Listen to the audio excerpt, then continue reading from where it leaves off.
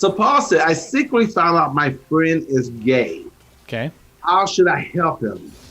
It is a big taboo in my society. Okay, Paul, I'm gonna let Evan answer this question, but here's the number one thing you can do to help your friend who is gay is do not judge your friend and support your friend and love your friend. Think about if it was you, how would you want your friend to treat you? And treat your friend accordingly. You wouldn't want someone to reject you or judge you or misunderstand you. You want someone to love you and be there and support you. Because trust me, your friend, and you said it's taboo in your society, your friend is going through a lot more than you realize. And it's probably been tortured mentally, emotionally tortured for years. So if you secretly found out your friend is gay, talk to your friend. Talk to your friend and be there for him or her. Okay, Evan, all yours. This kind of comes to a little bit of coaching the uncoachable. I would just watch out with the language. How do I help him? I know it's coming from a good place. Maybe he doesn't want help right now. Like maybe help is not, maybe it's just support, maybe it's just understanding, and that might be your version of help too, but maybe he just needs a friend. Right? So I don't know how you found out. I would say, hey man, what would I say? If it was me, I'd say, hey man, I just found out that you were gay, and I just wanted to let you know I'm cool with it, and I'd support you. And if you ever need anything, I'm here. And then treat it like he's a normal human, right? It's like not special treatment now that every time you meet you have to have a life-changing conversation, right? He may open up, he may like you have to bounce with him. Now he's worried about possibly being judged by you and how it's all going to work out. And the last thing he wants is to be treated different. So nothing changes. You can say like nothing changes between you and me. I understand. I think it's great. And if you ever want to talk, I'm here. Otherwise, let's keep going. And that is normal. All right? And you're basically giving him permission to be normal. And Yes. that's much more through the action than by you saying, I give you my permission to be normal. Right? So he may want to have a 3-hour sit-down conversation talking about it. Like, oh my God, I've been waiting for anybody to talk to about this. I don't know what to do. Or he may be embarrassed and ashamed and just want to feel like he's normal. And in which case you just say that I found out and you move on and treat it like another normal day. That may be the best help, air quotes, help you can give him. So that's why I would just watch out for the word help, because you got to give him the help he actually needs, not the one that you think he wants. Hey, Paul, if you don't mind me asking, what society are you talking about that this is a big taboo? If you don't mind me asking. I took his phone when he wasn't there to prank him, in response to what he does to me, joke between us, and accidentally opened a text where I saw he confessed. Should I bring it up or should I wait for him to tell me whenever he wants to? I would bring it up. I mean, it also could be because I would suck at holding that in. If I let Zan down, or like I did something accidentally, or I was trying to prank Zan and then I found something out, and oh my God, I would die. I couldn't. I said, Zan, you know what? I'm really sorry, man, but I was trying to pull a prank with your website or something. I was trying to pull a prank on you or surprise you, and then this thing happened that I found out, and I just want to let you know, right? And then you can go deeper with it. And as a friend, you want your friend to talk to you. Who else do you have? I mean, I would want if I heard a rumor or something crazy about, like, Evan, I heard this or I saw this or I heard, it's just and then you still support your friend.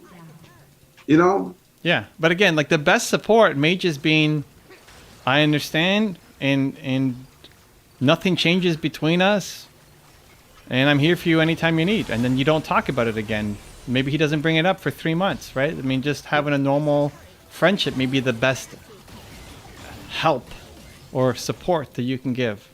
Like both of you people said, I want to be a good friend and support him and be there for him. What you guys said makes a lot of sense. Cool. Good luck. Let us know how it goes and come back and give us an update. And also, listen, one more thing before you go and talk to him. Don't carry the don't feel bad that he didn't tell you first, right? Like he confessed to another friend and not you. Don't hold any kind of judgment or resentment or grudge or like why was I not the first guy you told? Why you got to tell this other person, right? Like even if you're thinking that sets off the wrong tone for you going in. Yep. Go in with love and empathy and understanding. I'm nervous, but I'll text my friend right away. I think you should talk to your friend, Paul. I think you should talk to your friend. Yeah, talking would be better. Not text, because text cannot properly represent how you really feel, and then to be able to emotionally respond in real time. Because what if your friend is so touched by the love and empathy you're giving him or her, and they might want to cry and be held? You can't do that in a text. This is such a personal, sensitive, meaningful, life-changing, issue and situation. You have to be there in person. Put your mask on, but you got to be there in person. I don't know if text would justify it, do it justice. Yeah, I would second that. Okay, so Max Tim says, at Paul, okay, speaking of Paul, see, much love. He said, make sure whatever you tell your friend is positive and affirming. He needs your support more than anything. And in the future, even in playful banter, don't make jokes around that topic. Yeah, I mean, you gotta be super careful around that. I mean, when I first started dating Nina, she was concerned about her accent because English is her second language, and so I made a conscious choice, not because of anything else that she told me or reminders, but I wasn't going to make fun of her accent. Right. And you never know. Like we like to make fun, we like to joke, but some joke, like Uncle Z is a nice joke, but it pushes Zan beyond. He's like, no, that's not funny. And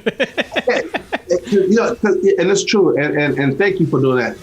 Thank you, Evan. Because you never know how a person might link something up on the inside. They might smile on the outside because they don't know how to respond, or they don't want to, take things further. And you're saying it, you don't mean any ill. You're not nefarious, or you don't mean any ill intent. But you never know how it lands for the other person. Yeah, and there's lots of times that Zen, Drew, and I will poke fun at each other for different things, and it's all understood that it's part of the fun. But there are some things that will trigger them, and so definitely things that might have been okay to say, or that people say, or especially in the culture, that there's expressions that people normally would say. Like, just make sure you don't. Like, you go out of your mind to make sure that you don't say any of those things. I've come back on here before. I've come back on here before after reflection. Like, you know what?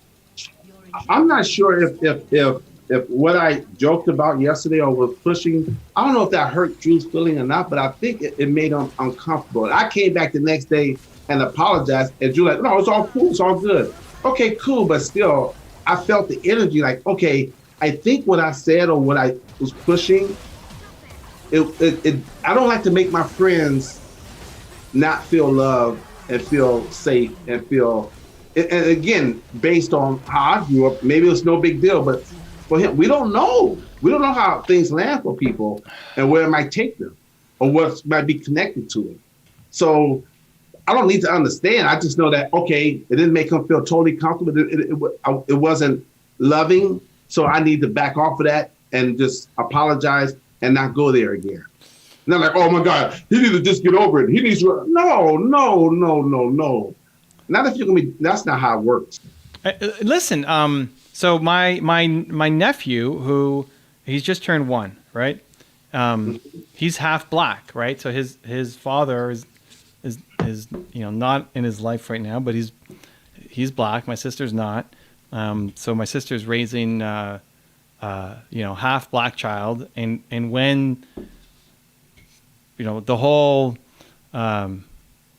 protests were happening and Black Lives Matter and George Floyd and all that, she was super scared of like, oh my God, how am I going to raise? I mean, I'm already scared enough to raise a child. Now, what do I do raising a half black child? Well, I mean, how do I help him? How do I guide him? Right? And so, for me, I don't know anything about it either. I mean, we don't. I would help. I could talk to Zane, but it's like, yeah, I mean, but I would talk to him every single week. We could have our own little Zoom call. I kid you not. I would be his best friend. But I know finish. But I'm gonna let you finish. Okay, no, whatever. I just said. But in cases like I know people who are like that, and you have to get him a mentor. Get him someone that when he looks at that person, he sees himself. It's a good role model, a good positive role model. Let that person be in his life, because there is a biological or whatever. There's an identifier that's there. Yeah. So I mean, but why I brought it up in this context is, I mean, I knew obviously culturally that things are happening with Black Lives Matter. I mean, we tried to help with creating our Black Excellence channel and creating content and doing what we do.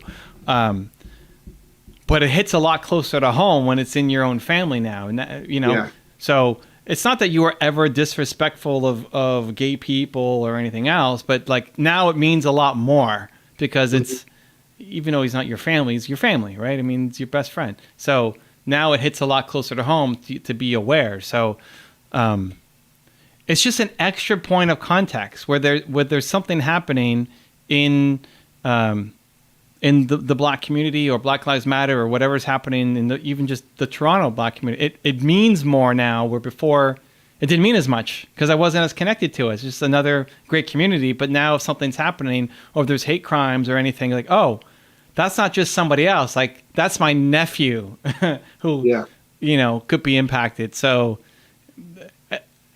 I don't even have an answer. I mean, I could brainstorm answers. I could talk to Zane. I could talk to friends. I can, we could do stuff. But it just creates an extra level of awareness that I didn't have before. And so same thing for you. It's like now it creates an extra level of awareness. Not that you were anti-gay people, but maybe you said the wrong joke at the right time because you thought it was funny and everybody laughed, because that's what happens in the culture. But now it's like, oh, okay, I really can't say these things because, or if the friend group is having some funny joke and they don't know that he's gay, right? Like, just having that as context to know that he might be suffering or struggling or what he might be going through is important. And that's why, what number is it, Zan? I want to make sure I have the right number. That's why number,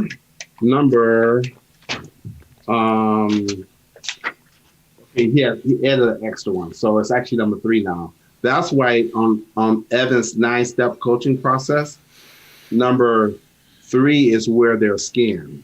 And when you wear their skin, you get out of your skin and you get out of your thinking, and you even educate yourself more, and you begin to understand what their sensitivities are, what their feelings are, what their language are. And that means you have to change. You have to get better. You have to become a better human being. Or I shouldn't say a better human being. You should become more human, because you're not in this world by yourself. And just think, sometimes this is the big aha for me sometimes. It's like, what if it was the other way around? Wouldn't you want them to do that for you? When I see people bully other people or terrorize other people or be hostile, like, hold up, dude, would you want someone to treat you that way?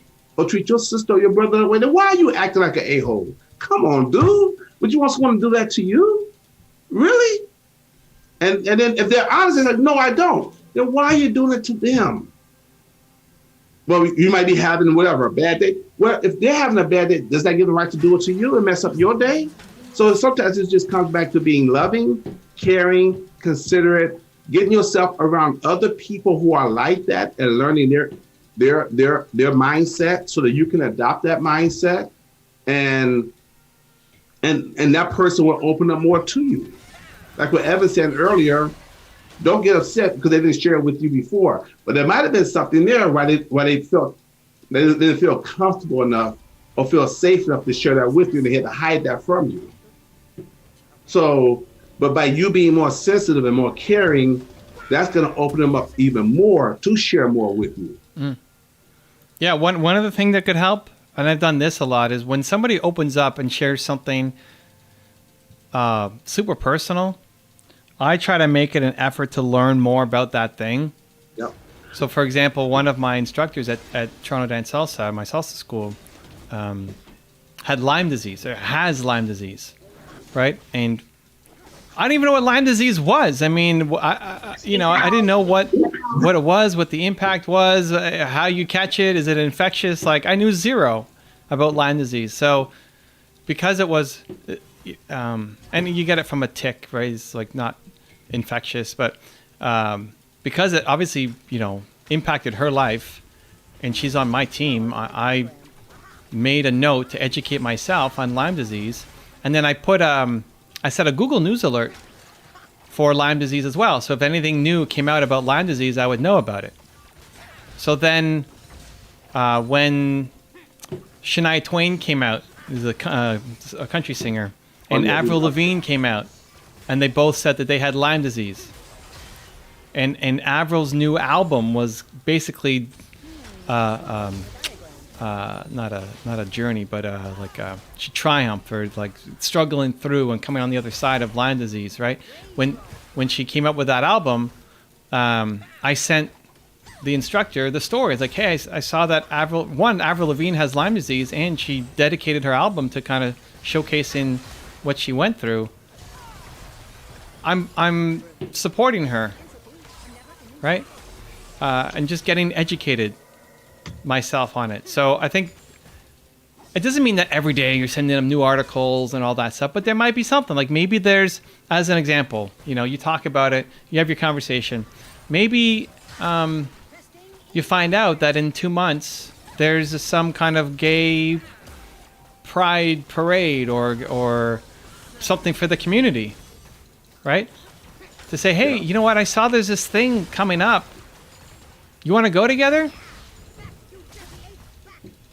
Just supporting them. That kind of stuff can make a big difference, right? Like the back of Zane's t-shirt makes a big difference. Yes. We put a Captain America, or even the front. There's the back, and the front's got the little Captain America shield on it. Like it makes a difference. And if I sent that to anybody else, they wouldn't care. Oh, we can't see it, but okay. There you go. See the period. I changed my logo for the first time ever. Never done this. I modified my logo to put a Captain America shield on it because I knew it would mean something to Zan. Right? That kind of stuff matters. Where for somebody else, if I did that for Drew, he'd be like, "Why is there a Captain America shield?" Right? Most people wouldn't care, but for Zan, it makes a big deal. Right? So that kind of stuff really matters. It doesn't have to take a lot of extra energy or effort or work, just a little bit of thinking, and can really mean a lot, because anybody who's got any kind of secret to hide like that, or worried about being judged, any kind of just sign of